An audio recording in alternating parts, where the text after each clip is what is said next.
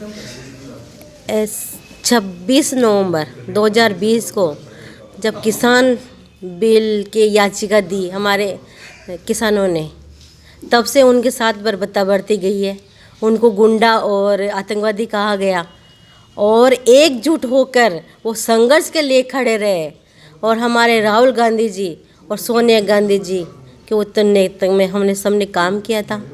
उस किसानों के हित में ये जो बिल था वो नहीं था, क्योंकि ये पूंजीवादी को, जो उद्योगपति है, उनको आगे बढ़ाना था।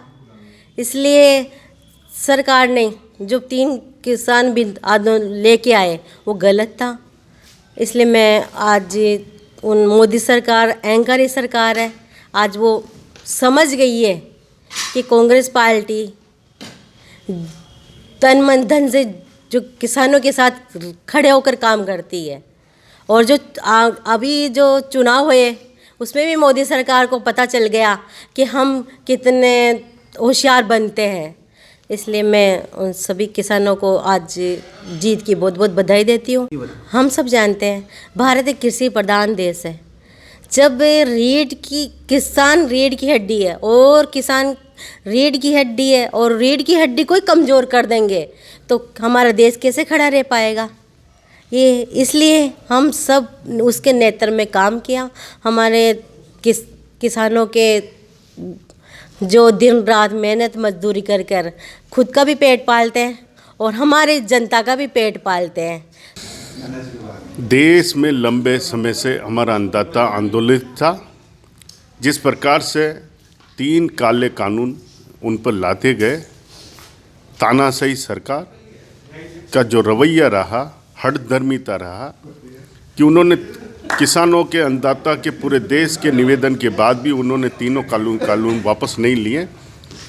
अंत में 1 वर्ष के आंदोलन के बाद में उत्तर प्रदेश चुनाव का जो डर, जो पूरे देश में उपचुनाव में जो भाजपा की हार हुई, राजस्थान में भी जिस प्रकार से 1 सीट पे जमानत जब्त, दूसरी सीट पे तीसरे पे गई पार्टी, और सुप्रीम कोर्ट का जो निर्णय आने वाला था उसके भय से कल तीनों काले कानून वापस लेने की घोषणा।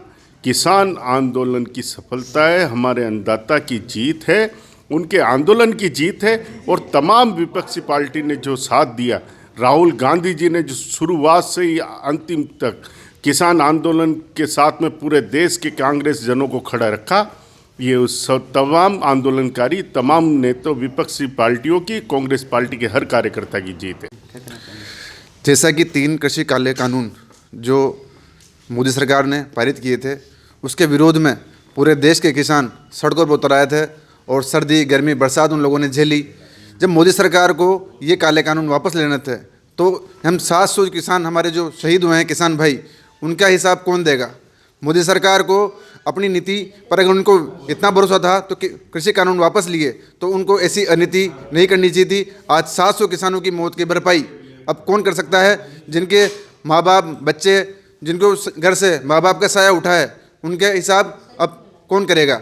चुनाव आते ही लोभकारी नीति के तहत ये तीनों कृषि कानून लोगों को लुभाने के लिए वापस लिए गए हैं। लेकिन जनता सब जानती है कि कैसे मोदी सरकार ने झूठ बोला है। देश में बेरोजगारी, महंगाई सब बढ़ाकर आज लोगों को मजबूर कर दिया है सड़कों पर आने के लिए। मोदी सरकार ने अपनी गलत नीति के साथ कर 700 किसानों की हत्या की है। मैं मानता हूँ कि मोदी सरकार द्वारा यह हत्या की गई है, इसकी कार्रवाई होनी चाहिए मोदी सरकार के खिलाफ।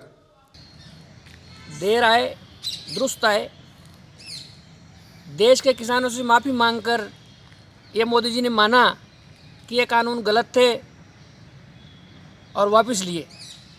इसके लिए मैं किसानों का धन्यवाद देना चाहूँगा, जिन्होंने पिछले 1 वर्ष से बेघर होकर, घर को छोड़कर दिल्ली बॉर्डर पर संघर्ष किया और आखिर इतने बड़े अहंकारी आदमी, जो दुनिया का सबसे बड़ा अहंकारी आदमी मैं प्रधानमंत्री जी को मानता हूँ, उनको झुकाया।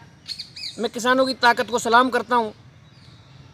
एक बात और कहना चाहता हूँ, बड़े दुख की बात है, अगर ये काले कानून पहले ही वापस लिए होते तो हमारे 650 से ऊपर किसानों की जो शहादत हुई है वो किसान बच जाते। उनके परिवारों को आज बहुत बड़ा दंड झेलना पड़ रहा है। किसी के बाप मर गया, किसी की माँ, किसी के भाई, किसी का सुहाग उजड़ गया। इसलिए मैं उन किसानों को, उनकी शहादत को श्रद्धांजलि देते हुए उनको नमन करना चाहूँगा। और जिस प्रकार से लखीमपुर खीरी में मंत्री के बेटे ने किसानों को कुचला और किसानों की हत्या की, सुप्रीम कोर्ट के आदेश के बाद कमेटी बनने के बाद इसको गिरफ्तार किया गया, लेकिन फिर भी इनकी अटकलता देखिए, उस मंत्री को अभी तक इन्होंने बर्खास्त नहीं किया, कैबिनेट से नहीं हटाया। बड़े शर्म की बात है। साथ ही मैं ये भी मांग करूंगा, आशा करता हूं कि शायद संसद में ये जो सबसे बड़ी मांग है किसानों की एमएसपी पे गारंटी, ये देंगे, क्योंकि मुख्य मांग किसानों की ये है। काले कानून वापस लेने से किसानों को फ़ायदा तो होगा, लेकिन एमएसपी पे अगर गारंटी मिल जाएगी तो किसानों को काफ़ी ज़्यादा लाभ होगा। और मैं आशा करता हूँ किसान इसी तरह अपने हक की लड़ाई को लड़ते रहेंगे। और मैं हमारे नेता राहुल गांधी जी, प्रियंका गांधी जी को भी धन्यवाद देता हूँ, जिस प्रकार से उन्होंने किसानों का समर्थन किया, गिरफ्तारियाँ भी दी, प्रियंका जी को गिरफ्तार भी किया गया, लेकिन उन्होंने डटकर मुकाबला किया और पूरे देश में कांग्रेस के कार्यकर्ताओं को सावचेत करते हुए धरना प्रदर्शन करवाए गए। और मैं इसमें राहुल गांधी जी का और सोनिया गांधी जी का भी धन्यवाद देना चाहता हूँ। वो किसानों के पक्ष में पूरे समय अड़े रहे और उनके दबाव की वजह से भी मोदी जी।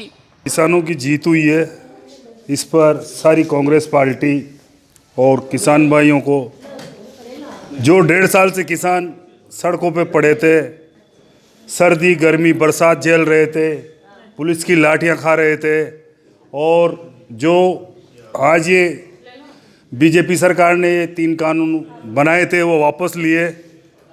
ये चुनाव, उत्तर प्रदेश में चुनाव आते ही ये कानून वापस हो गए, क्योंकि उनकी किसानों ने हवा निकाल दी। जहाँ जहाँ भी उपचुनाव हुए, जहाँ जहाँ धड़ाशाही कर दिया बीजेपी को, बीजेपी के कार्यकर्ताओं को गांव में नहीं घुसने दिया। और किसान से बड़ा इस देश में कोई नहीं है, किसान के बगैर ये देश नहीं चल सकता है। कांग्रेस पार्टी हमेशा, राहुल गांधी जी ने किसानों की पैरवी कही, एक भाषण दिया था उन्होंने लोकसभा में, 1 इंच भी किसान नहीं सरकेगा। वास्तव में राहुल गांधी जी का ये भाषण सत्य हुआ और किसान 1 इंच भी नहीं सरका और आज किसानों की जीत हुई है। इस पर कांग्रेस पार्टी के आलाकमान को, राजस्थान प्रभारी को, प्रदेश अध्यक्ष को, एसएसयू मुख्यमंत्री अशोक जी गहलोत को बार बार धन्यवाद करता हूं। और किसानों की जीत पर मैं बहुत बहुत किसान भाइयों को बधाई देता हूं। और आगे भी संघर्ष जारी रहेगा जब तक संसद में ये बिल पास नहीं हो जाएगा, जब तक किसान पीछे नहीं हटेंगे। जय हिंद, जय भारत।